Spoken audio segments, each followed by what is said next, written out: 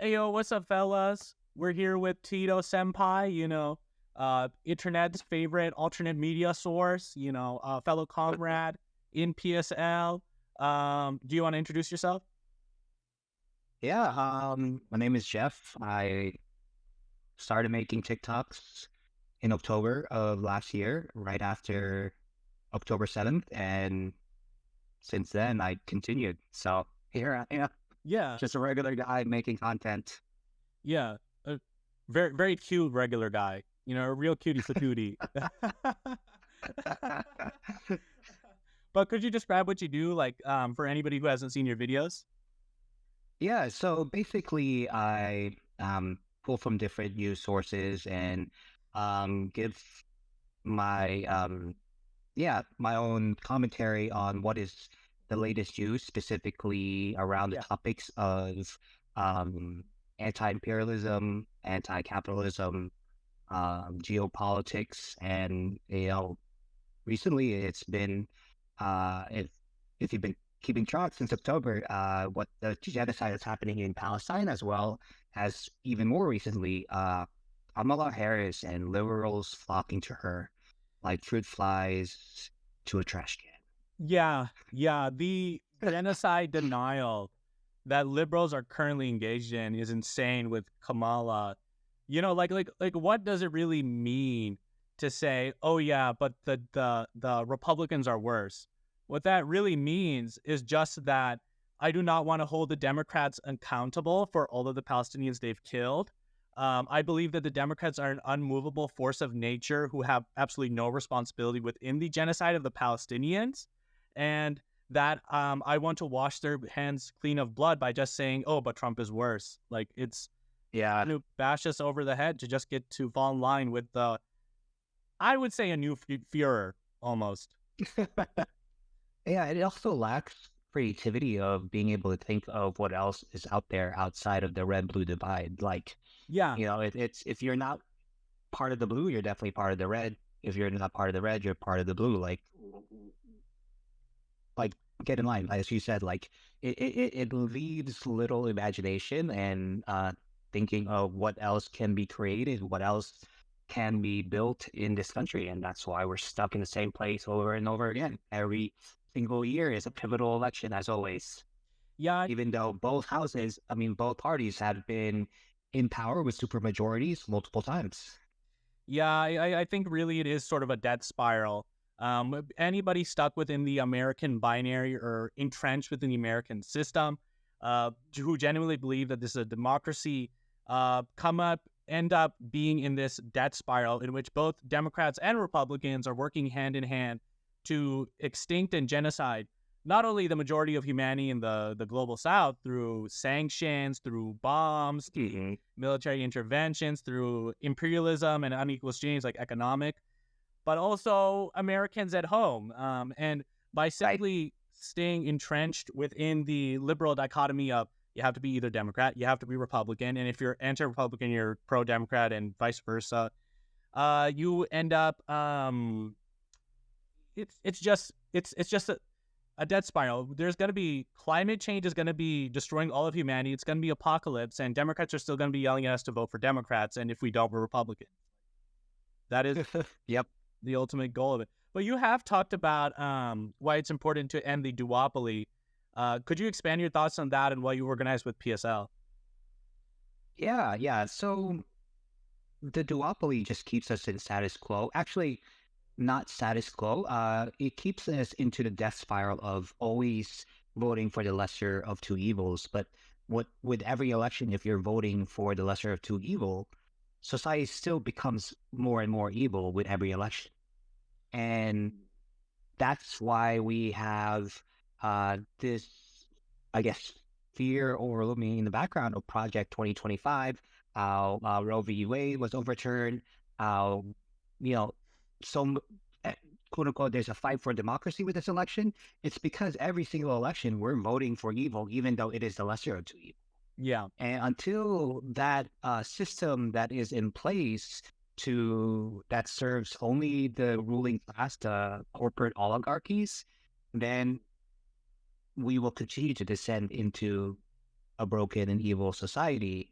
And that is why I organized with PSL, is because uh, I want to see a socialist communist America in the future. I believe that, well, there needs to be a party that, gathers people and unites people to be able to dismantle U.S. imperialism, both internationally and domestically. Yeah, yeah, and I'm fully in agreement with that. It's really just at this point, it's not even about winning. In my opinion, it's Yeah, just about creating a counter hegemon to the lie that we exactly. told. That is, you have to think within this capitalist system that it is on a path to destroy the human race. Like, let's not mince our words here. Even Yep. Democrats, if they get everything that they propose, is still going to lead to climate change, ending the human race. Even if they get everything that they propose, we're still going to be dropping bombs on Gaza and creating apocalypses in foreign lands. The worst apocalyptic movies that like we watch in theaters, we've created under the Democrats in Gaza. And also, America has never slipped further into fascism. Of course, America has been fascist since Project 1492, but let's say a new mode of fascism. Then under Biden, Yep. like we cannot deny that. From East Palestine to the getting rid of LGBTQ rights, liberals have either shown us that they are um, useful idiots who are unable to stop the rise of fascism, or they are more than happy to go hand in hand with it. I think that's why it's so important to create a counter narrative. But speaking of that, since you do often talk about news, like, could you say like what you think the average person's conception of the news is? Like, what do you think the average lay person, your uncle Tina, your aunt Tina, thinks that the news does, right? Like what is the news to the average person? Yeah, it depends on the news source, right? Like I believe, like my parents' generation, my parents and their community is like the Filipino evangelical church.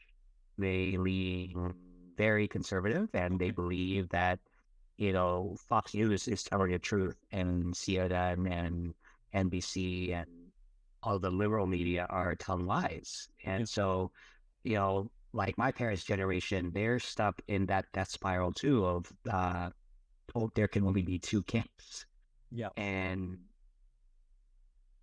I think like with, I guess, I don't really count as your generation. I'm an old millennial, but I guess Any millennials closer? and Gen Z. Yeah, You think no, we're in the I same? am no way Gen Z. You're Gen Z, is that correct? Yeah, I am Gen Z. Or are you a young millennial? Okay, gotcha, gotcha.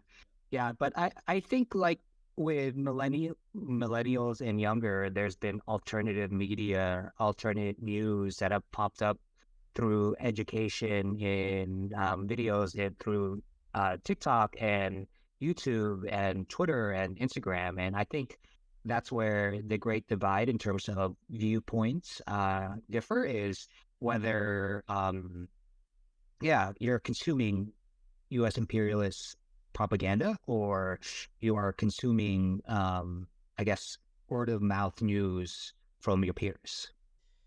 Yeah, yeah. I think the internet has definitely helped create a counter news, right? Like a counter news. We've got the main news that is enmeshed within the liberal hegemon, right? The capitalist hegemon, and it is so Right. enmeshed in it, right? Like it's owned by multi-billion-dollar corporations. It serves the interests of America in wonderful ways, like the way that our news media serves America's state interests and Israel's state interests, as we've seen recently. Uh, you couldn't even like make up stories about it, right? Like if our news media acted the same way it did in the USSR, we would be going absolutely crazy, or China. Right. Um, Right. but speaking of that, you're talking about how we've created this counter news hegemon. What do you think, like content creators like you are so important though, just to create this counter narrative? Yeah. I I I think there's importance to that because, like I said, you're more than willing to trust your peers as opposed to someone that is like so business-like and so, I guess, far removed from you, and that's kind of the role that social media plays and how it's kind of evolved to. And like I said, I'm just a regular guy. I started making content regularly since October, and my videos are low production value. Every now and then, I have a picture that I screenshotted and edited on another app, and then I use TikTok mainly to edit everything. And it's often than not one, two, three take sessions, and there's no cool graphics, there's no transitions. It's just giving my point of view, and it seems to be resonating. I think it's less of my message, but more so of the current climate of this country and yeah, material discontent that people are feeling due to seeing rising inflation and where groceries themselves are becoming more unaffordable, let alone buying a house, and then seeing our government take our tax dollars and sending it to Ukraine and Israel to fund their proxy wars. Yeah.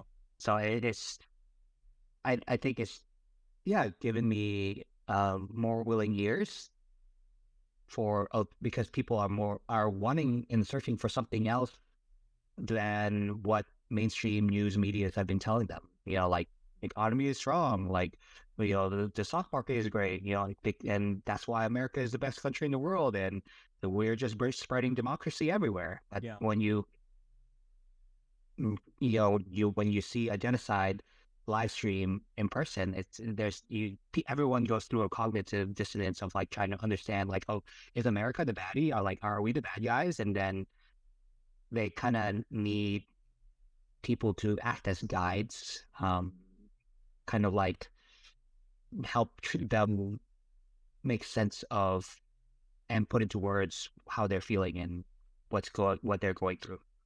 Yeah, yeah. I like that you said that most Americans sort of live in a double consciousness. And I think that's true, because what is the role of the news media under a capitalist system? It is to preserve the system. It's to make everything seem Right. so great, that everything is going great. And either that is through silence, Sudan, Congo is never mentioned. America's horrible Hmm. imperialist wars are never mentioned. And the news media often has a 5-minute memory, right? October 7th happened, but let's ignore all of Israel's history. Um, but also, Yeah, or they focus hyper focus on, like, quote unquote bad countries and what they're doing wrong yeah, and why they're evil. yeah, it's insane. It really is. When the Houthis, when Israel attacks the Houthis embassy, it's completely treated as normal. When the Houthis retaliate back, it's the scariest thing in the world. So, what is the news media's role in our society if not to preserve capitalism? And that's because it's owned by, first of all, multi-million-dollar corporations. But second of all, it is so enmeshed within the state. There's such a revolving door between people getting government jobs and then going into news media. The government, we are so often presented this image of a free press, right? That is the Hmm. objective truth. But there's nothing free about this press. It is, in fact, a very unipolar capitalistic press. Completely agree. Completely agree. Yeah, yeah. And honestly, you would, if you were ever put in front of a camera on the news, I think you would have died by suicide to the back of the head by 2 bullets, like 10 days later. If somebody like Yeah, exactly. yeah. Yeah, that would be a troubled immigrant kills himself uh, because he had trouble assimilating to America and its values. I don't know, And he just something hated like it. that. He just absolutely hated it. Yeah, exactly. Um, yeah, but why do you think that our news media is so silent on like Gaza, is so silent on Sudan, is so silent on Congo, and why do you think it's so important that you bring attention to these?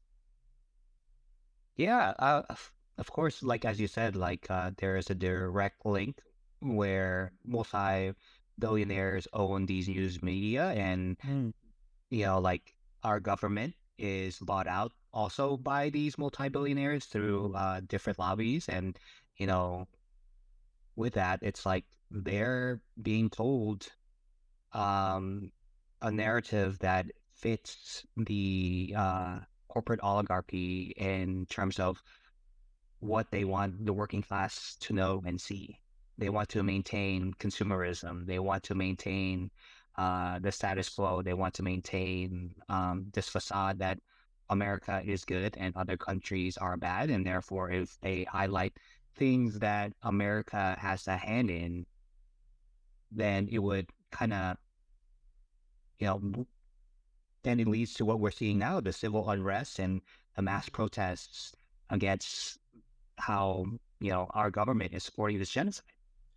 Yeah. Like, I would say like the average person, um, they, yeah, the average person don't like genocide. They don't like seeing slaughtered babies on camera, like that's a normal thing to be angry about. Yeah. And also, I think it just sort of shows, Americans are ever more sort of distrusting, right? Like distrusting of news, distrusting of science, distrusting of just what they're told. Everything is a conspiracy theory, and it's not that these conspiracy Right. theories are almost every time necessarily right. Like, of course, anti-vaxxers are crazy, but they're symptoms of an overall recognition within the minds of most Americans that the capitalist world and the world that the capitalists present me through CNN, through Fox News, through the articles I read is bullshit.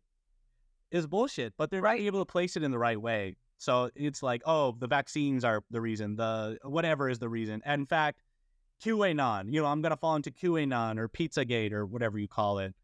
Um, Yeah. Yeah. And I think that's why they want to preserve so much of the duopoly of our political system because it gives the facade of a choice and it gives these uh, multi-billionaires that own these news medias kind of like an enemy domestically where we fight with each other as opposed to uniting as a working class to topple this corporate oligarchy. And the funny thing is like the average American distrusts their government, but when they talk about another country, they wholeheartedly eat up that propaganda and be like, "Oh, this country is bad. Communism is bad, etc."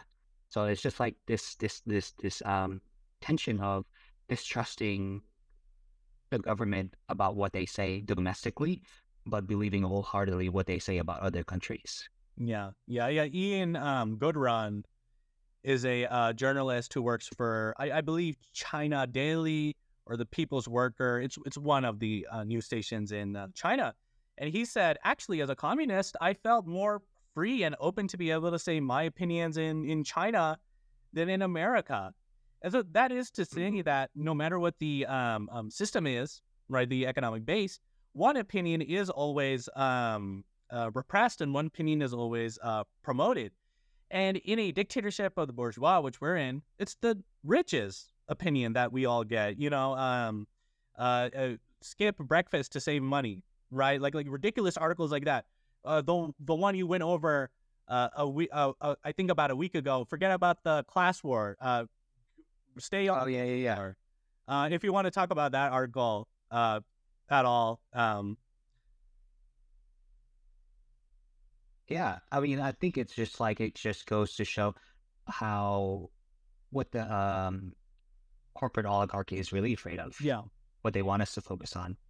It is the culture wars that kind of divide us and become such a, like such a high tension argument between people, and it's it allows politicians and to make promises mm-hmm. that they don't keep. And Yeah, it allows them to dangle like the carrot and the stick in every election. Like if you don't vote for us, Project 2025 is going to happen. But if you do vote for us, we'll get versus Wade, back and reinstate like women's right to choose. And like I'm not saying like culture wars, like there's no merit to it, but like when it's the news media and our politicians are the ones that's controlling the narrative and we're being played by them, then there's not going to be a solution for that. It's trying to find a solution within a system that's causing these problems. Like the overturning of Roe versus Wade, that is a very real and materialistic loss for women being unable to, choose for themselves whether or not they want to have an abortion. It's Like that is a very real thing, but it's been, yeah, it's violence, but it's been weaponized as a talking point to, you know, maintain the narrative of the person next to you is the problem. yeah, But with that to say, I do believe that there are some really terrible Americans that have very racist and violent point of views, and that need to be stopped out. But like, I think, you know, news media's control is about controlling the narrative, about keeping us too busy to fight with each other as opposed to uniting as a working class. yeah, yeah. You are right. Like the vast majority of Americans want good things in the world. Like deep down, they truly do. They truly do. Nobody wants to kill kids in Gaza. Nobody wants to bomb Yemen. Nobody wants to do these things. But because the news media is so complicit in these genocides and in these creating these false narratives, and I will call them false narratives because even though as Mhm. unmarxist as that is, they control the truth in such a way that they have created essentially a fake country, right? Like Right. if you've heard of it, Potemkin towns, right? These fake towns that Potemkin put up for Uh-huh. Queen Alexandria the Great to make it seem like Russia was Uh-huh. better than it actually was. That's called a Right. Potemkin town. They put up these Potemkin town countries, right? These boogeyman countries that are so far removed from what they actually are, right? A whole generation of Americans have gone from not even knowing where China was on the map, right? Like nobody really cared about China 2 decades ago, 3 decades ago. Oh, those are the guys that make my socks at Walmart, right? Like that was about as much as Americans thought about China to virulently hating China with every Right. last ounce fiber of their being. And that is a deliberate creation of a news narrative that has been used to demonize China. And the thing is, nothing has changed about China, right? Like nothing has changed about the administration of China. Nothing has changed about the political philosophy of China. It's still a Marxist-Leninist Dengist state as it was in 2000 than it is now. But nowadays, people have such a virulent hate for China for a completely almost manufactured reason, and that is America's interests. If you want to pick up on any of the Mhm, threads I'm mhm. putting down, Yeah. Yeah. So exactly. Like I think America's interests is definitely in line with the corporate oligarchy's interest because it buys out our politicians. And what they see in China is the fear that another system in place can have such a prosperous rise and even a peaceful rise that people in this country would want something like that. And therefore, it is vilified to sanction, to block, to label them as thieves, and then label them as, people that could destroy our economy because there's no way we could compete with their products. It's just like they're kind of like how Israel paints Hamas like the big boogeyman, like their answer to everything. Oh, Hamas is under the hospital. Hamas is gonna attack America too. Or most recently, the propaganda of Hamas threatening the Olympics in Paris. It's like they need this boogeyman in order to continually direct um, the people's anger towards and paint themselves as the hero in order to uh, once again controlling the narrative, getting the people to do what they want, and at the same time be able to really just protect their interests based mm, on what people around the world think. When in reality, it is, not the case. Like with what we've seen with Israel since October, like every accusation is a confession, yeah, and that's what we're seeing. Um, honestly, since the Red Scare post World War II. yeah. Yeah, and the news media really has so much blood on its hands, right? It has the blood on its hands for Yeah, manufacturing consent for the Iraq and Afghanistan invasions. It has the blood on its right. hand for. I think you can blame an IDF soldier blowing up a hospital as much as you can the BBC news anchor who went on endlessly about the headless babies and the raped woman and Absolutely. they have just as much blood on their hands in manufacturing this genocide, staying silent on the IDF's crimes against humanity, and underreporting them, in disgusting things like calling Hind Rajab, a Yep. 5-year-old, 6-year-old girl, barely past kindergarten, a grown woman, Right. not mentioning how Muhammad Bihar was killed, an autistic man who was ripped to shred by IDF dogs, instead saying, "Oh, allegedly," his mother says, the meme that has come about on how Palestinians are just magically killed, right? Right, not giving in headlines, Right. but when it's Israel, it is murdered, it is killed, it is, but Palestinians Yeah. magically their hearts magically just stop beating, um, and I'm Exactly. They just died somehow. He just died somehow. And all of this is meant to misdirect Americans' perceptions of the truth. It's inventing a new reality. Um, and Right. Right. Just like how they would call like um, IDF soldiers who are prisoners of war girls, even though they're like 18, 20, 21, 22, and were on duty before they were captured. yeah, like girls who had guns and were shooting it at babies. What why Exactly. are you victimizing these people? Why do you think Israel is so enmeshed within our media though? Yeah, I think it's because it's uh, a colonial outpost of the U.S. empire, Hmm. right? I would say there's this false narrative that Israel calls the United States, but I mean, controls the United States and owns the United States, and they see APAC doing that in terms of like donations to our politicians. But APAC is just one of the many lobbies here in the United States, and the reason why it's at the forefront right now is because we see the genocide going on.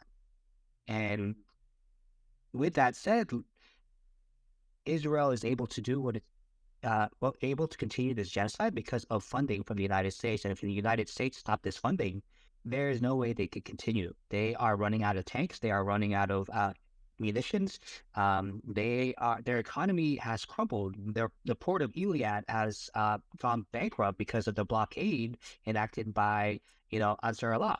Like it, what we see actually is the U.S. empire preserving its hegemony in the Middle East or West Asia, as more accurately what it's called.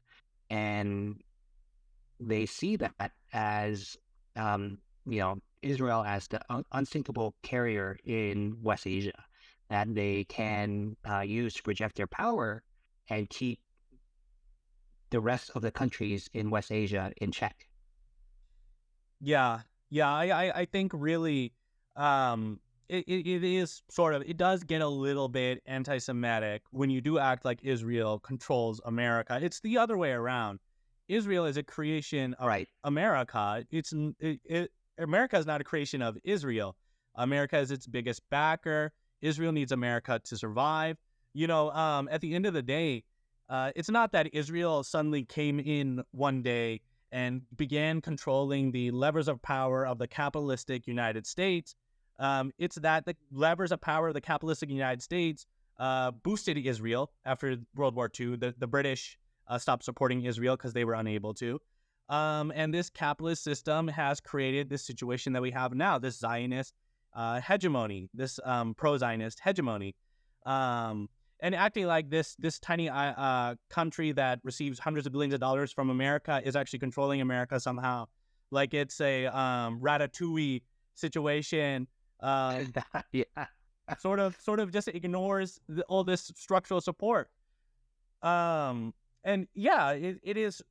I think I would be careful though with what you said back there, where you said that the news media is bought off by millionaires and billionaires. because that sort of implies that there can exist under capitalism a nationalistic news media that isn't pro-capitalism. No, the capitalist system produces purposefully media inevitably Right, that right, right. supports itself. No, that's a fair point. I agree with that. Yeah, yeah, but let's move on to current day topics. I don't know when this video will release, but we've recently seen all of the Palestinian factions unite in China. Do you think that this is a big win? Right. Do you think this is symbolic? Well, what do you feel about that?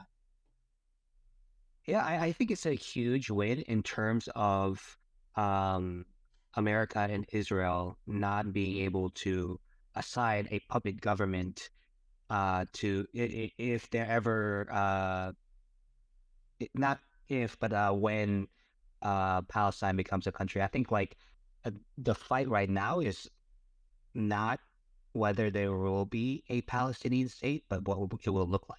Yeah. I think the fight is whether it'll be the dismantling of the Zionist regime and I'll be one state Palestine or a two-state solution enacted by the U.S. empire and Israel, Mhm. with the U.S. empire and Israel putting forward another puppet government like the Palestinian Authority that will say yes to like lopsided treaties like the Oslo Accords. Yeah. And why what happened in Beijing is important is it unites the Palestinian people, and that's often the goal of apartheid is to create division between people and in both ideologically but also physically, and that's why Gaza is separated from the West Bank, and that's why there are walls that keep people apart, and that's why there are like these different factions that did pop up because like it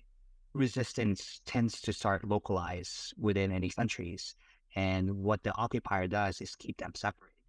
Yeah. But when all these different resistant factions in Palestine come together and actually declare unity, like it completely delegitimizes the Palestinian Authority as well as the any other puppet government that the U.S. empire and the Zionist entity puts forward. Great. Like the UN, the international community will see today as these people are the legitimate, um, I guess, leaders of Palestine. And and when a Palestinian state is formed, they are the ones that get to govern. Yeah. They are the ones that determine the rights of their people. Yeah. Yeah. So to give people a little bit of context, the PLO, or the Palestinian Liberation Organization, was an organization that was vehemently ordained to fight against Israel and fought against them in many violent confrontations. But with the signing of the Oslo Accords, they became complicit in the settler colonialist project of Israel and became part of the Palestinian Authority, which is really just sort of a puppet government of Israel, and gave away all of the Palestinians' rights to Israel. They gave away Israel's right to determine what goes in and in out of Gaza. They gave Israel the right to control electricity, water usage. So the famine that we're really seeing right now is because of the Oslo Accords, because Israel can control everything, and the puppet government's inability to actually meet Palestinian demands. Um, of course, China has been so important in all of this. Can you talk a little bit more about China's role in helping out Palestine? Because I think a lot of people sort of see China as like sort of having abandoned internationalism, socialism, just caring about the proletarian of the world. Yeah. Yeah, and I think that China gets that reputation because they have non-interventionists as part of their ethos as a government. They're not they're like they don't want to be like America, like the U.S. empire, where they're sending boots to the ground and bombs in the air. Like that's not the way that China functions currently as well as historically. Like uh, even back in ancient times, China viewed itself as the ancient kingdom, and believe it or not, like China actually traveled to the Americas before Christopher Columbus, and they decided to come back because they were non-expansionists, and um, wanted to solidify their, you know, own Middle Earth kingdom safety when there's, lots of enemies surrounding them. Um, so they, to a lot of people, they're like, why isn't China doing anything? But one of the things that China presents to the global majority is a different option to the US empire. They present them different means of trade to circumvent sanctions. And one of the ways that has helped directly or indirectly the Palestinian resistance is the ways that Chinese trade continued to help um, the North Korean government as well as the Iranian government be able to circumvent sanctions Yeah. in order to develop their arms industry. And those two countries have armed the Palestinian resistance directly in order to continue and fighting Israel for decades.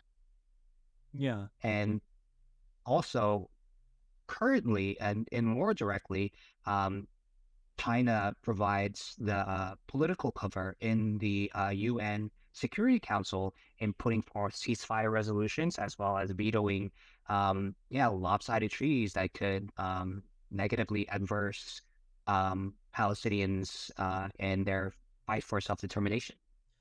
Yeah. Yeah. I mean, I think really it's hard for a lot of people to understand, right? They really want China to go back to the days of, let's say, Mao Zedong, where it was a lot more militarily involved in the world, sending arms to liberation struggles.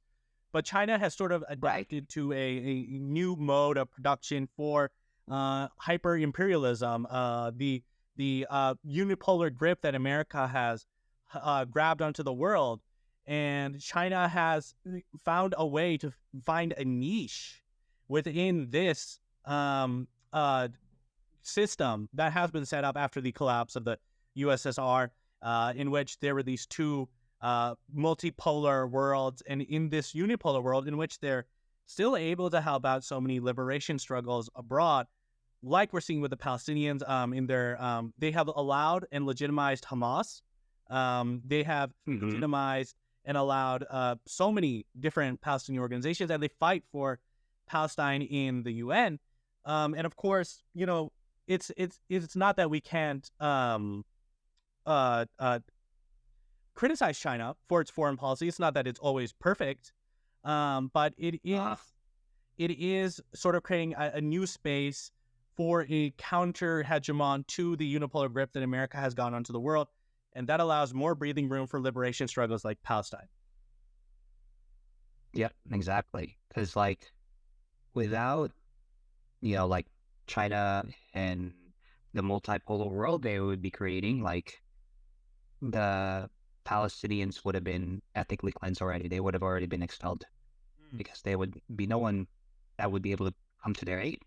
Yeah, yeah, and they help throw a wrench into the smooth operations of this genocide. Like every single tiny pebble that we throw into there. And even if you don't like China and you don't like Iran and you don't like Russia, which I hate Iran's theocratic government. I think we're in agreement there. I hate Right. Putin and modern day Russia, but good God, anybody, I will take anybody to stop this genocide and to stop America's unipolar expansion onto the world. That doesn't mean we have to uncritically support Russia and say, oh yeah, the Russian invasion of Ukraine is great and Z and everything. But that doesn't mean we have to say Iran has never done anything wrong or this is wonderful socialist government. But we have to recognize their efforts in both stopping this genocide and fighting America's unipolar grip on the world. Yeah. Because like you mentioned the hyper imperialism of the U.S. empire, and that's the thing that it needs to be dismantled first, so that grassroots workers, revolutions in different countries can have the opportunity to spring forth and actually take control, take power without the U.S. empire funding the counterinsurgency, Mm. counter opposition to those worker revolutions that we as socialists and communists would want to see. Like for example, in my country, that my country of origin, the Philippines, like there is a communist movement there that the U.S. empire is helping you know, the government through arms and funding to continually suppress them.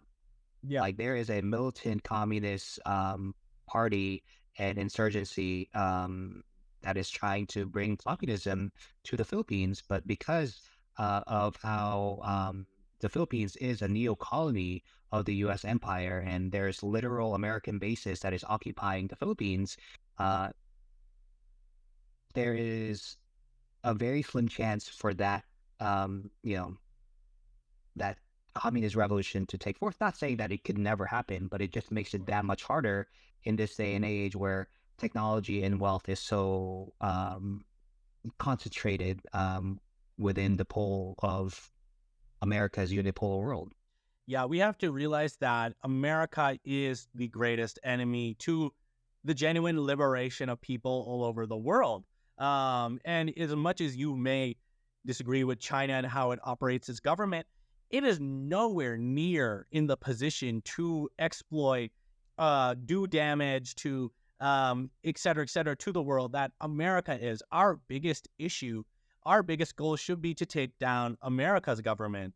And you know what? If it turns out that China this whole time has been lying about communism, that they were actually capitalists in disguise, then we can go after China. But our biggest issue should always be America, which is the biggest military on earth, that controls the world, that has capital and its reaches everywhere.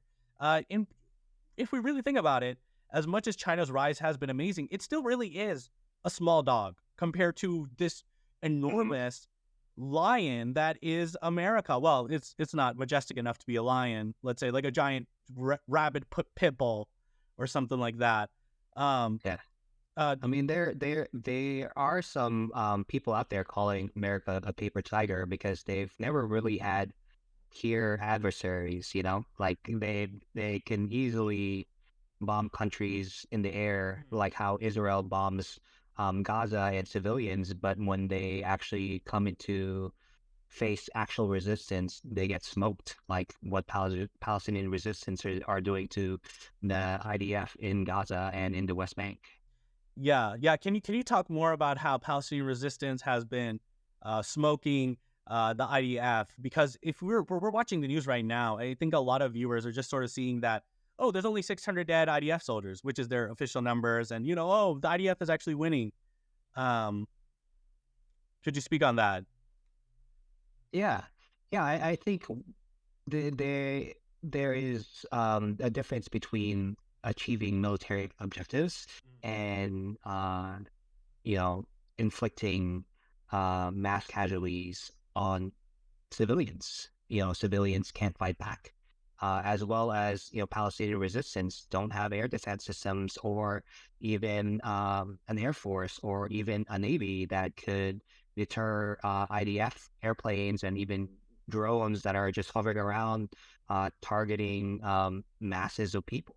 Like Right. that's why it's a genocide because like the the IDF kills indiscriminately, and their purpose is to make life sufferable for Palestinian civilians and to eventually drive them out from Gaza.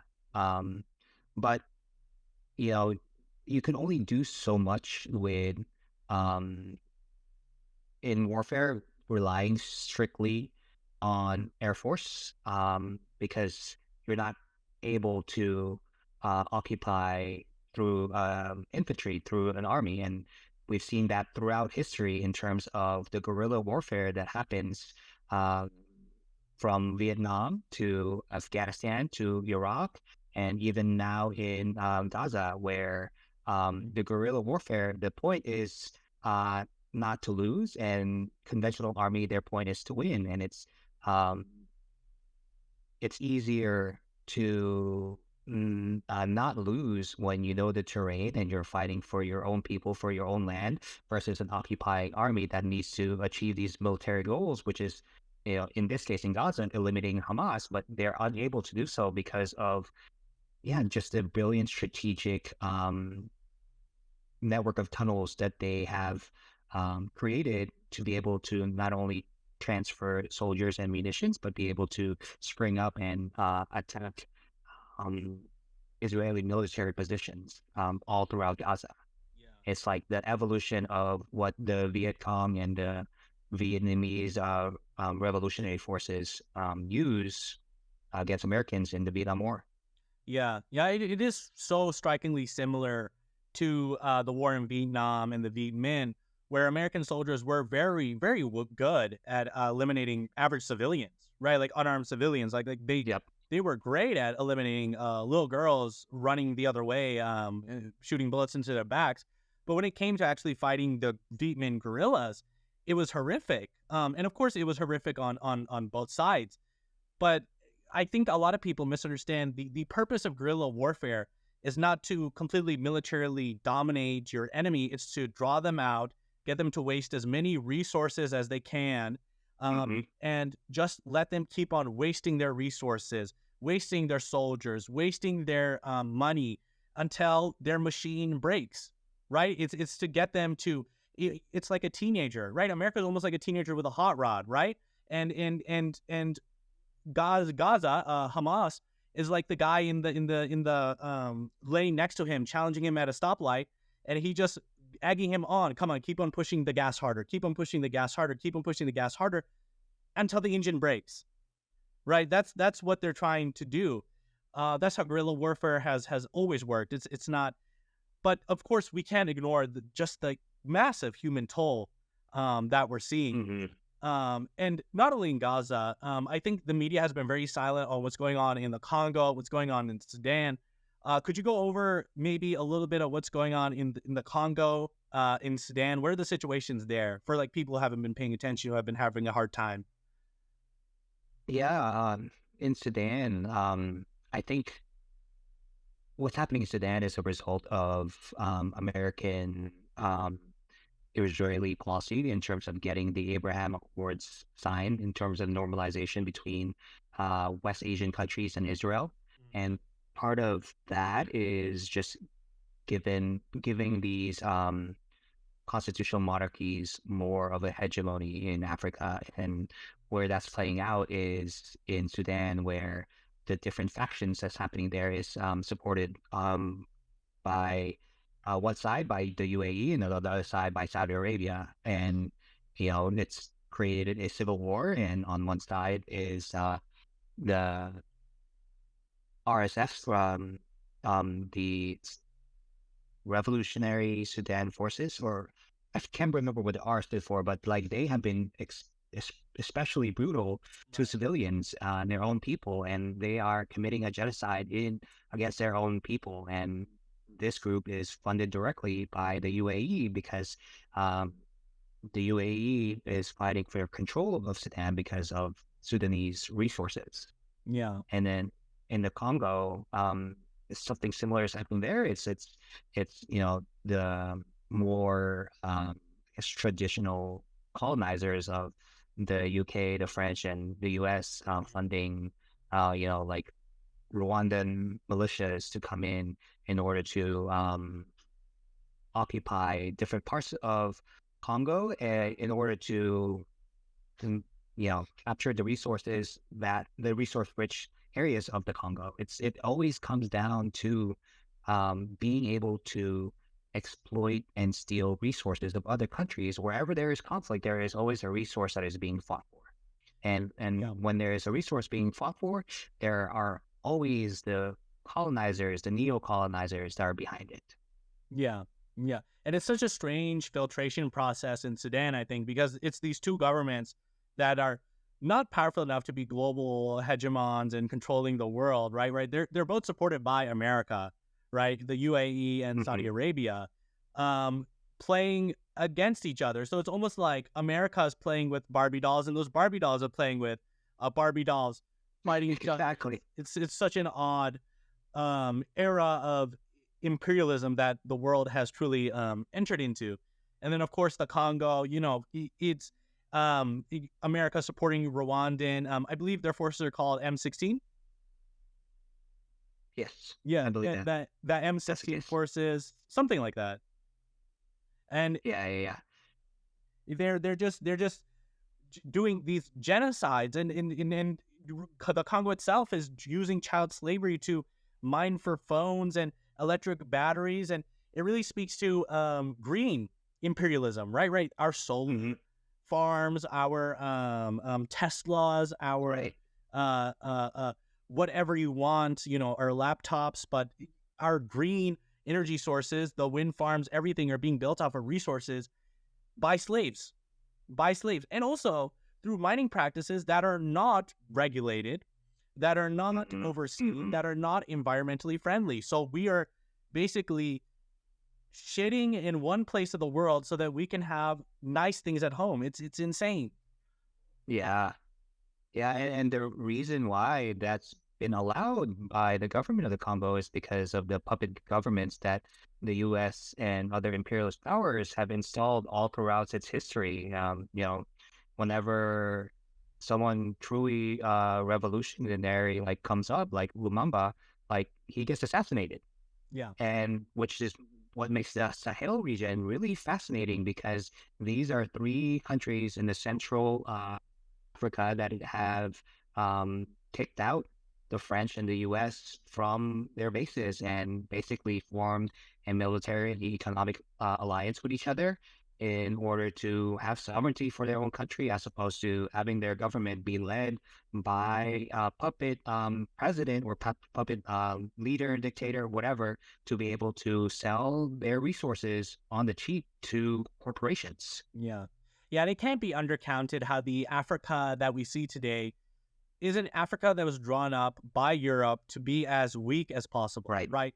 They basically balkanized Africa on purpose so that it was always weak, always fighting in with itself, and always able to be played with this faction and that faction. So many lines arbitrarily drawn without regard to ethnic, nationalist lines. And of course, the Marxist position on nationalism is that it's a creation by the bourgeois about a historical nation, but it's useful in our mode of production. It's useful in our era. Um, Yeah. They did the same thing in West Asia, where Greater Syria was divided into, Lebanon, Jordan, Syria, Almost in like a order to, Christian Zionist project, Lebanon. exactly, yep, exactly. So that was drawn up after World War One, when the UK and the victors of World War One, after they defeated the Ottoman Empire, arbitrarily drew lines. Yeah, yeah. After the Psycho Treaty, in which they backstabbed the Arabs because they had promised Arabs Exactly. so many things, right? Right. Woodrow Wilson's And they fought alongside the British against Ottoman Turks. yeah, yeah. And they promised the Arabs so many things. Woodrow Wilson's declaration of the self-determination of nations was completely thrown out, right? And the thing is, the people of the Middle East wanted democracy, and it not how us Hmm. communists conceptualize democracy as a dictatorship of the proletariat. They wanted that liberal democracy that America avows so often. They wanted to create a similar state to the United States in Syria, for example, with a constitution and everything, and presidents, and and America didn't allow that to happen. They didn't allow, Western powers didn't allow that to happen because assets trump ideology. Ideology is often based off of the Hmm. need for assets, the material world. Yeah. Like, for example, Iran had a democracy that was very similar to Western countries, Mm. and they assassinated the president and replaced him with the Shah. And all throughout, different He was parts of West Asia. sorry, he wasn't assassinated. He was just overthrown, and then Oh, sorry. yeah, yeah, Yeah, yeah. overthrown. I mean, I always forget which one it was assassinated because, like, the Western empires always assassinate as Hi. many people as they can. Yeah, sorry for interrupting you. Yeah. Yeah, no, no, no, appreciate the correction. But yeah, like, Western powers do not want democracy, even though, like, that's what they claim to do, because democracies are harder to control. It's easier to control a dictator, it's easier to control a constitutional monarchy, Mm. because those people have absolute power and have very hardline ways of keeping their people from rising up against them. Yeah, and even if they do allow it a democracy, it's a democracy like Kenya has right now with William Ruto, right? It's a very corrupt Mm, democracy. It's a very IMF controlled, World Bank controlled democracy, exactly. full of corruption, full of back bribing, full of it's America's greatest wet dream is either a Somoza dictatorship, with which just butchers leftists and communists and organizers and people who say, hey, our country's resources should be for ourselves, or it's a liberal democracy that is so corrupt and inept that it might as well be a dictatorship. Yeah, yeah. But we also, you mentioned the Sahel region and this new confederacy that's been created. Can we not undermine the role that China and Russia have played in its ability to free itself from French neocolonialism? Yeah, that's part of why they were able to um kick out like the French and the Americans is because they were able to form alliances with both Russia and China and be able to do sign trade agreements with them, be able to buy arms from them. And it just goes back to having a multipolar world where um, the hyper imperialism of the US empire, it looms under every shadow of every country. Yeah. Like it's hard to go against that when there is no option in terms of uh, economic trade or military arms. Yeah, and let me play devil's advocate here. Let's say I believe that actually they've just traded one colonizer for another, right? They've traded French neocolonialism and American neocolonialism for Russian imperialism and Chinese imperialism. What would you say to somebody who believed that? Yeah, I guess like it depends on what their definition of imperialism is, because it's like Right. the way that the way they argue it is like it, it's also it's like an imperialism that is like all catching, just a catch all for like you know and then as an excuse to maintain the status quo of their imperialism. It's like, hey, our imperialism, you've sort of prospered under our imperialism, and like we're more benevolent because we are have that in our culture. Why would you trade it in for brutal imperialism of communist China or military imperialist Russia, right? It's painting another boogeyman, but it's entirely different in terms of um, if you look at the history, there is nothing close to European colonialism and imperialism throughout the history of our world, of our Earth, in the ways that they have enslaved and extracted resources and had led to millions of deaths in other countries. Yeah. Like that's historically unique, historically different from empires of the past in the ancient world. Yeah, yeah. Before Europe took over the whole world, and that can't be undermined. The whole world, Africa, the Middle East, Asia, um, under either direct colonial rule or some other form of rule. Maybe the biggest empire in history was the Mongol Empire, or you could argue the Russian Empire. These overland empires. Uh, Nobody has ever been able to match the damage that European industrialized 20th century imperialism or 19th century imperialism did to the world, right? It is insane. It is a mode of imperialism that the world had never seen before. That's why Lenin called it the highest stage of capitalism, because he truly did believe that we cannot get any worse than this. We cannot evolve to a new form than this. This is the largest extent of imperialism that humanity has ever seen. And Mhm. if you look at the actions of that the other pole is doing, it's very often the exact opposite of what, let's say, American or other neocolonists do. Well, American and other neocolonists often undermine the popular will of these governments, nationalist governments. Well, they often put in puppet governments. These other this other pole works with nationalist governments, right? That are popularly supported. Mhm. This other pole works with these governments for more equal development. And so to say that simply just trading with Russia or forming alliances with Russia is imperialism, I think overlooks a lot of the material conditions that the SIL and a lot of these governments are operating under. They need a partner. Hmm. They need a partner, even if Yeah. these governments are evil, even if these governments, if you believe China is revisionist and Russia is the devil, which of course I also do. I absolutely hate the current administration of Russia, but we cannot operate in the world that we want to, ideally, in our minds. We have to operate in the world that we are in, and these governments need their allies, their trade, etc. No, completely agree. Like, countries cannot be isolationist in this day and age where everything is interconnected by the imperialist powers that sought to exploit the entire world. I mean, even in Africa, like there are African countries that are forced to maintain the French currency in order to prop up like the French government and their economy. Like there is neo-colonialism that is happening still in Africa that is unlike anything close to what China and Russia is doing.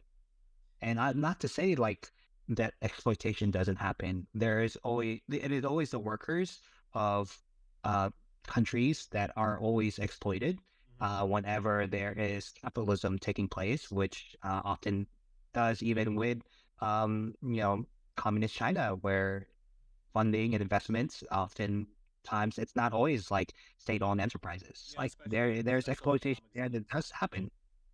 Sorry to Exactly. interrupt. So like no, you're good. You're good. Like, yeah, like even in Congo, like, China owns a lot of the mines in the Congo, and like that is something that I am against. Even though I like the fact that China is creating a multipolar world and gives other countries an opportunity to choose something other than Western imperialism. Like, I am gonna be quick to call out when exploitation and oppression is happening.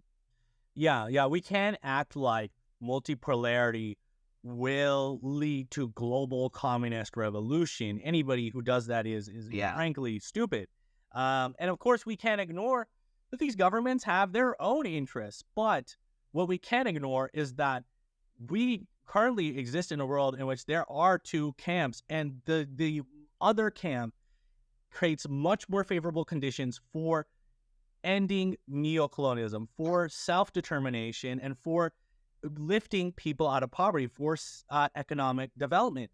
And really, what we why we should be supporting, at least tentatively, this multipolar world, is that there's going to be so many more liberations that happen because of it, right? Like Sahel Hmm. has thrown off French neocolonialism. We can expect to see so many more, like they're trying to do in Kenya, like they're trying to do in Palestine, like they're trying to do in, Hmm. all these places. They will only be created because of the space that the multipolar world creates by rupturing the current, the vacuum, by rupturing the vacuum, that the unipolar grip that America has on the world. Yeah, like it really traps countries and traps governments that are beholden to like Western imperialism and their IMF death trap. Like, for example, people are questioning like, why doesn't Egypt or why doesn't Jordan help the Palestinian people, their neighbors? Why are they, actually helping Israel? Well, it's because they owe massive amounts of debt to the IMF and to Western governments, and therefore, like they can't act out of line, or they would be economically, destroyed. Like, and with a multipolar world with other streams of funding, like it gives different countries a chance to get out of the debt trap and Yeah. choose a government for themselves that represents the people. Like, can you imagine if like Egypt wasn't burdened with IMF debt in the billions of dollars, like it would be a different story in terms of what they would be doing to help the Palestinians today. Or even if Jordan wasn't so reliant on Western funding, like you know people might overthrow like the constitutional monarch that was uh, implemented by the British in Jordan. Yeah, Like yeah, that. because being in That's what we America's want to see. no, go ahead, go ahead. Oh no, that's what we want to see is having enough space from the shadow outside of the shadow of imperialism of the U.S. empire to where people can determine what's best for their countries. Yeah. Yeah, because being in America's grip makes organizing workers' movements so much harder. When your enemy is not even home, your enemy is abroad. Your enemy is this amorphous multinational corporation that sort of just exists everywhere and doesn't have borders. It makes how do you organize against an enemy that is in Washington D.C. when you're in Kenya? It's Hmm. doable. It absolutely is doable. I'm not saying it's not doable, but more national self determination allows greater space for these workers' movements, and we cannot deny that. And then also, Hmm. it's just to say that 1/3 of the world is under American sanctions, and we Right. should absolutely be supporting everything that happens that frees them from economic sanctions.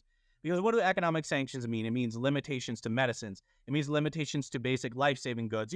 So often these sanctions are presented in the media as, you know, it just hurts Putin, right? It just hurts Right. the Shah of Iran, or not the Shah, the Ayatollah of Iran. Um, Yeah, I told her. Yeah. the Shah's the old monarch. Yeah. Stuck in the 1950s. Um, but it doesn't hurt the leaders of these countries. What it hurts is the poorest people of these countries. Right. Studies find that it leads to a year or like half a year loss in life expectancy. So to support multiplurality is also to support just for the first time people being able to get the most basic goods that they have been deprived of because their government stood up to America's bullying and said no. Right. Right. Yeah. Yeah. Wholeheartedly agree. It is always the workers. It is always the most marginalized that get hurt. But when actions of imperialists affect takes place in a country, whether it be sanctions, whether it be fight for resources, whether it be um, fight for land, any type of exploitation, it is always the marginalized and the workers that get exploited first, and even more so when it is labeled as hurting the oligarch of Russia. But in reality, the sanctions actually help Putin keep the oligarchs' money inside Russia, and now Russia is actually one of the fastest growing economies right now, which just goes to show that sanctions don't often work when it is weaponized a certain way, depending on the size of that country and if there is an option for that country to trade with countries of another bloc in the way that Russia began trading with BRICS as opposed to just the Western countries. Yeah. Yeah. Let's turn our focus away from global politics to internal politics. Obviously, Joe Biden has stepped down from the DNC nomination. It's Jover, as people are saying.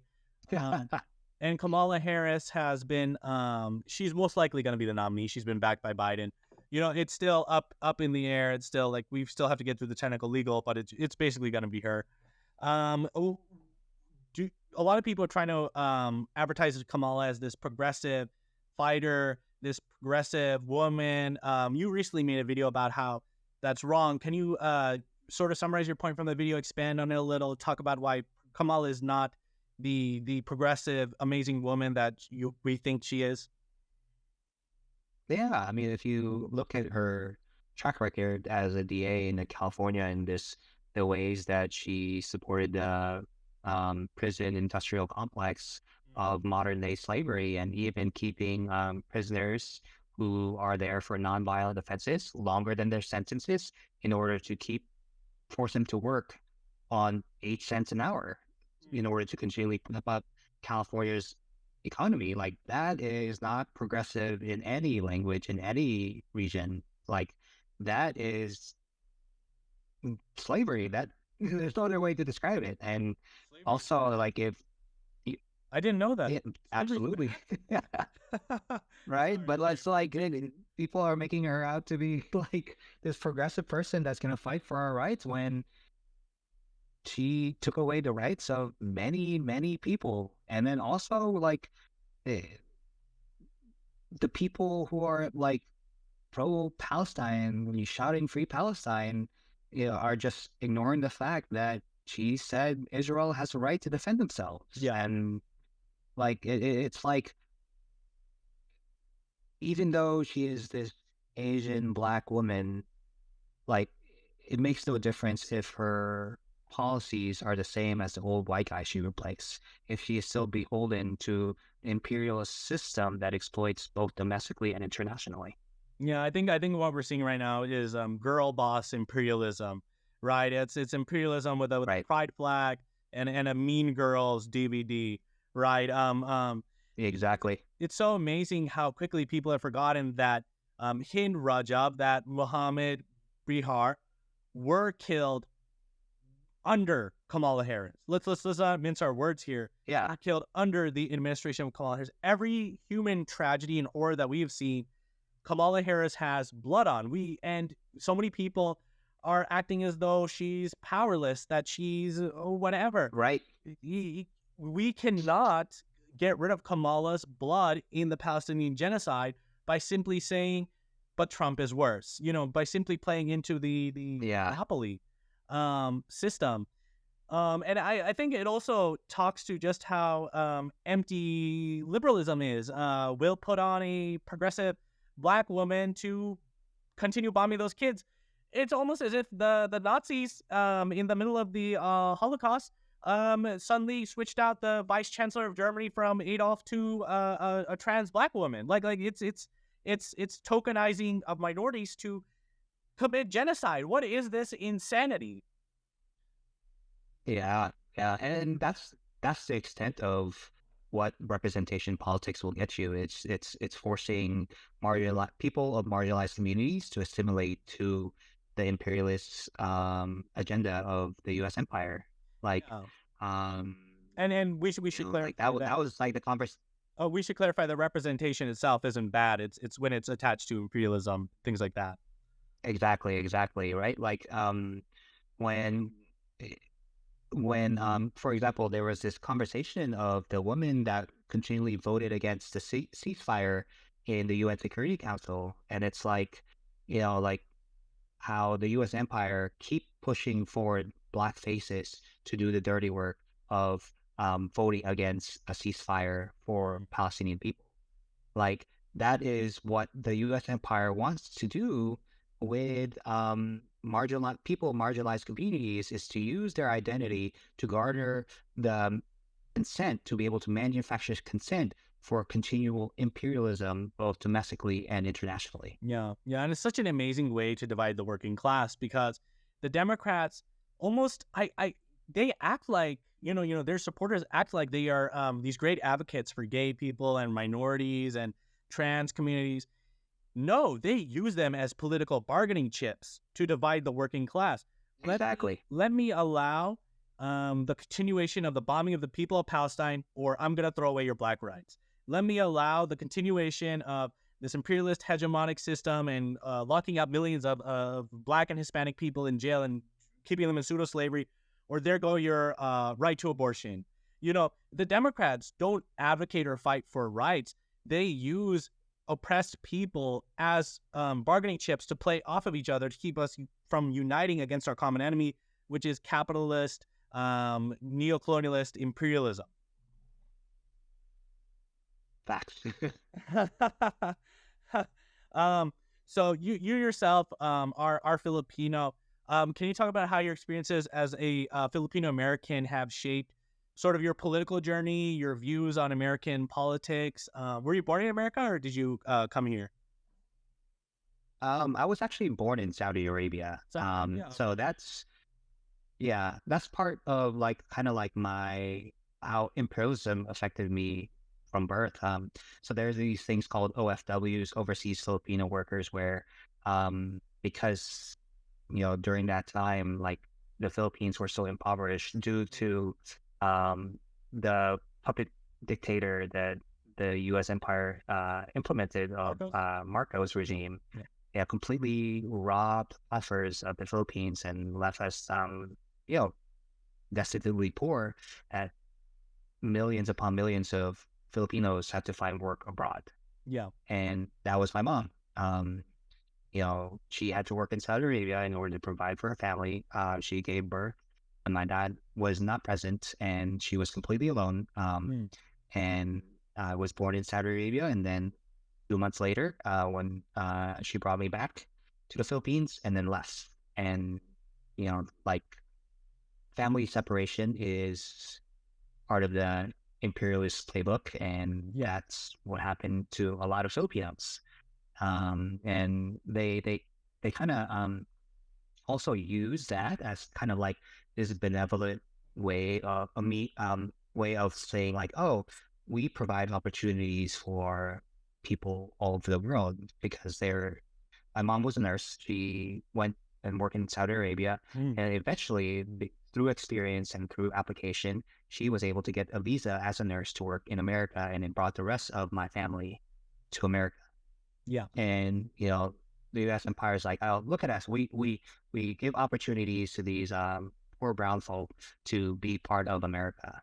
And Filipinos, unfortunately, have colonial mentality and thinking that the U.S. is such a great country, that they are our big brother, that they helped us during World War II. Never mind that we were a colony of theirs during World War II, and they um, barely sent funding and military equipment to fight off imperialist Japan during World War II because they prioritize their European theater. You know, like, and you know, there's this kind of like Stockholm syndrome that Filipinos have with Yeah. America, and because of Catholicism, like a lot, Filipinos tend to lean conservative also, and they bought into the whole narrative of um, you know America being this Christian nation and something that God has ordained as the leader of the world. Right. And it really like can be a form of propaganda that is so pervasive amongst the Filipino community until you get connected with people that are actively fighting against that. And luckily for me, like I was able to see that when I was a Christian minister, and I went back to the Philippines and lived in the slum communities for an entire summer. Mm. And part of the education that I went through was how U.S. imperialism and capitalism created, you know, this type of living situation, this type of oppression and destitute poverty in the Philippines. And from there, like my mind and my vision was opened, and that led to me just continually consuming like anti-imperialist, anti-capitalist, socialist, texts to where like I needed an answer to the material problems of my people. Yeah. And my hope in becoming like a socialist, a communist, is to be able to give countries like my home country of the Philippines opportunities to be able to shape their country as they see fit, but also create a country where everyone is equally prosperous, not a slum community that is immediately next to this gated with security guards villas that are like in the millions of pesos. Right. Right. Yeah. I think seeing poverty in the global south, like talking about imperialism and seeing the direct effects of imperialism is a completely different beast. You see so many of the things that often people within the imperial core take for granted, right? Refrigerators, just easy Yeah. access to commodities, uh, uh, and you see Even running electricity and food. electricity 24/7, right? Like these are such Right? luxuries that everybody in the world deserves, and every country in the world is able to produce for its citizens if it were Yeah. not for imperialism. If the American imperial beast is destroyed, those people living in those slums, eating trash and living without a roof over their head, or Hmm. like a straw hut roof over their head that's shoddily made on the side of the road, they have, for the first time in their lives, a liberatory experience in a lot of the things that we take for granted completely. Their kids being able to go to doctors, their kids being able to get healthcare, them being Hmm. able to even get like a refrigerator, them being able to get access to electricity and 24/7 hour electricity, them being able to get access to clean disposal, like sewage systems, things like that. And I think it speaks to why it's so hard for American leftists to see communist experiments like China as successes. With China has lifted 800 million Yeah. people out of poverty and given people their wonderful, amazing lives, but they're mediocre for us, right? I think that's why, because the perspective is so skewed. What Chinese see, rural Chinese, those living in the city, is for the first time in my life, I have access to electricity. For the first time in my life, I have a refrigerator. For the first time in my life, I have a little bit of human dignity. What we see is just an average family's house in the Midwest. Right. Yeah. Capitalism has really skewed what is prosperous and what is not. And like here, we really do take those things for granted. Like unless we experience it ourselves, then we have no clue. And then sometimes, or many times, when people in the global north go to the global south, then it becomes poverty tourism, and they have this holier than thou and like better than thou, I have all the answers type, where as opposed to solidarity, like instead of um, seeing yourself in solidarity with that person, you see yourself as having the solutions for them, like, and that's even worse. We can't ignore the liberal racism in their explanations for the inequality across the world, because their explanations are these people just don't know how to rule themselves, right? Like these people are just inherently Hmm. inferior, stupid. When they were ruled under their big brothers, like the Philippines was with America, and let's not ignore that, during the Philippine American War, it was an absolutely brutal war, very similar to Vietnam, where just Hmm. villages were killed. And then American soldiers called Filipinos the N word and everything like that. Basically the same as N. Hmm. Hmm. But let's ignore the effects of imperialism, colonialism, all that. It's just something genetic to them, right? And they just need to be taught our Right. ways. And if they're taught our ways, they can become middle class. And I think what socialism, communism, that is one of the greatest things about that man, V.I. Lenin. He gave the people of the global south dignity. He said, you can build Hmm. up your own country, you can run your own country, and you can be prosperous. You don't have to Hmm. listen to them. You don't have to be in a big brother, little brother position. And let's be fair, it wasn't even big brother, little brother. In all reality, it was master and slave, master and dog. But of course, Right. they were treated worse than so many Americans treat their dogs, which of course don't treat your dogs badly. Right. Right. Right. I mean, dogs in America have insurance. That is insane. Yeah. Yeah. People spend more on insurance on dogs in America than in people spend on their fathers in Africa out of poverty and desperation. And that's not to say that you're a bad person for spending Yeah. Yeah. health insurance on your dog or loving your dog. Of course, love your dog. Yeah, I've spent like $1,000 on my dog. Like I wouldn't want him to die. But what it is to say is that Yeah. our perspectives are so skewed that whenever socialism has these great wins and liberates these people, we're not able to see it as liberation. I don't think so. Yeah. Yeah. Yeah. So, one I more mean, question. You talked about your experiences as a minister in the Philippines. Can you just expand on that a little? Were there any stories that really helped shape your worldview? What did you see there? Could you just expand on that part of your life a little more? Because that is interesting. yeah. I think, yeah, like I mentioned before, like, because of the Philippines' religious background, like I grew up Christian, uh, and my family Christian. I used to be conservative. I um, voted against Obama in his first election campaign. Mm. That's how conservative I was. You voted for Mitt Romney? And then no, no, Mitt Romney was second. Oh, okay. McCain. Who's the? Okay, yes, Yeah, yeah. yeah. It's okay. I forget sometimes, but yeah, I voted for McCain the first time around. And like in college, like I was someone that experienced I guess what is it called? Affirmative action without support. So I got accepted to UT on our UT Austin because of our top 10% rule. If you are in the top 10% of your high school, you get automatically accepted to any state college. So I was in the top 10% of my high school, but a lot of times, like they allow people to, they give this automatic acceptance without the support.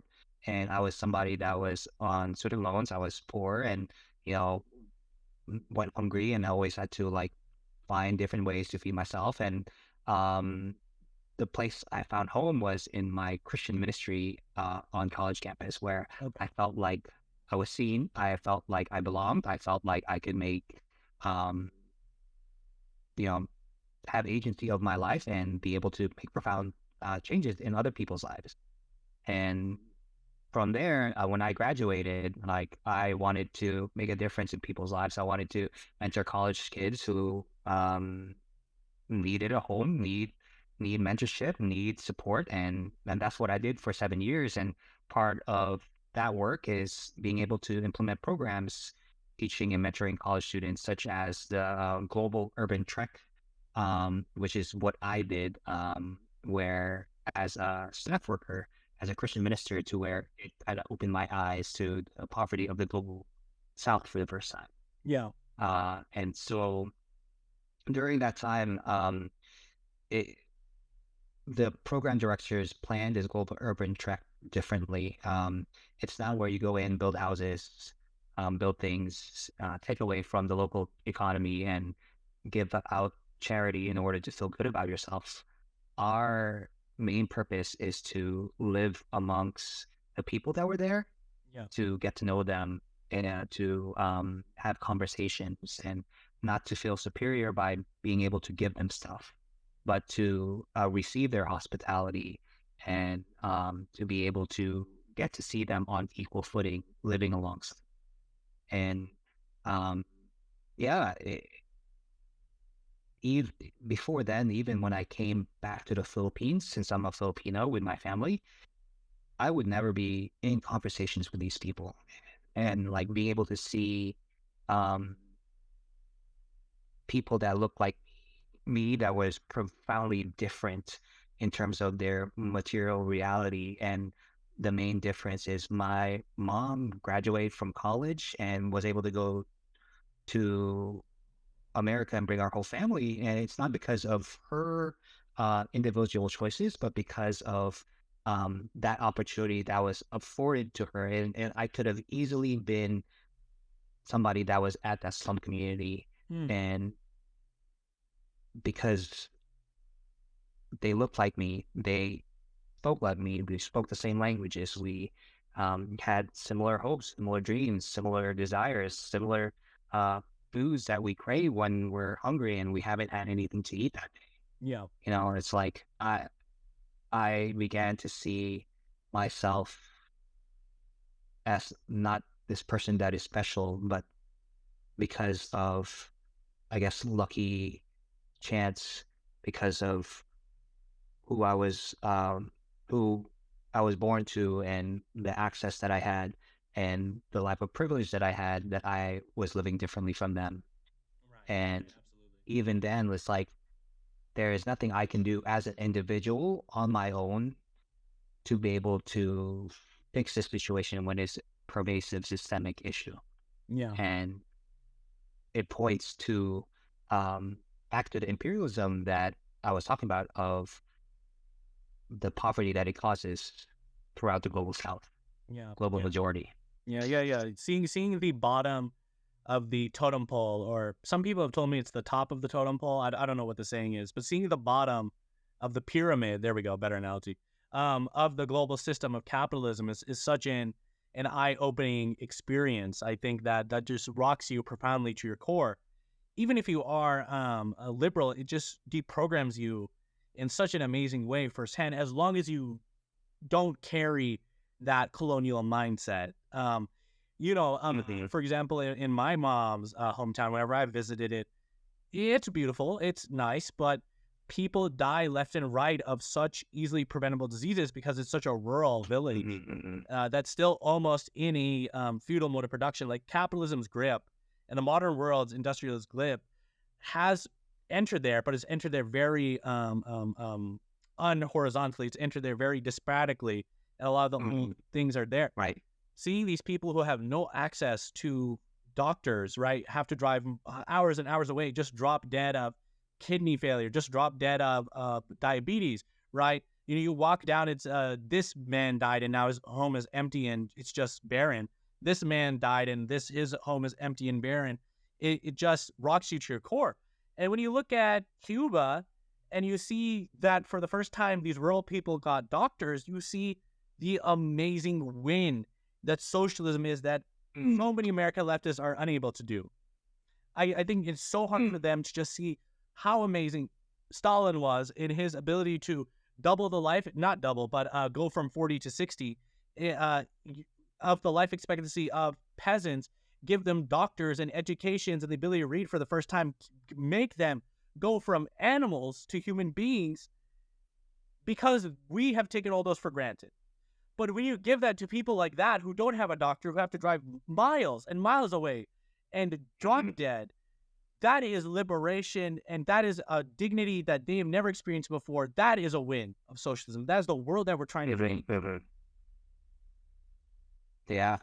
Yeah. Absolutely. Yeah. Thank you so much, Tito Senpai, for being on here. Tell the people where they can best find you and any last remarks you have, any conclusions. Yeah. Yeah. Thanks for having me. I had fun. I love all the conversations we had, and yeah, I love your videos. And thank you. It's an honor that you would invite me, this old millennial, onto your podcast, onto You're a lot to have younger than you conversations actually with are. us. And Asian don't raisin, I guess, if you want to go into stereotypes. Are you um, comfortable with revealing yeah, my age? yeah. I'm 37. He's 37 37. years old. He looks like he looks young. Yeah. Like, look at this cutie patootie. How is he 37? Oh my god, I can't believe it. Um, I drink glass of water. drink lots of water. Okay, stay out of the sun. Yeah. But you can find me on TikTok and Instagram. Handle is tito.senpai underscore. Yeah. I make content about things that we've talked about tonight, and yeah.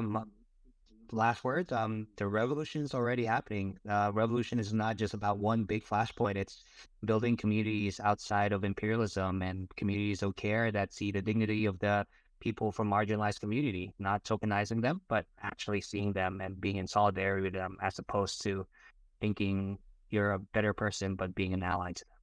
Yeah. Revolution is here now. Find communities of care and dismantle U.S. imperialism. Beautifully said. Beautifully said. Go follow Tito Senpai. He's such a great source of news and current events. If you don't go follow him, you can stop being a fan of mine. And yeah, all Thank right. you. Been a lovely Very chat kind of with you. you. See ya. Yeah, likewise. See ya.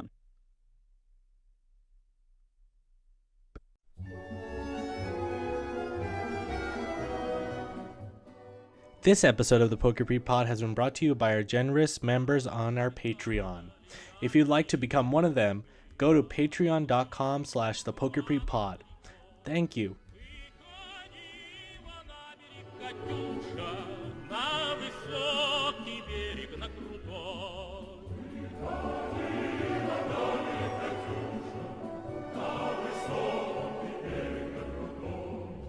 What the fuck?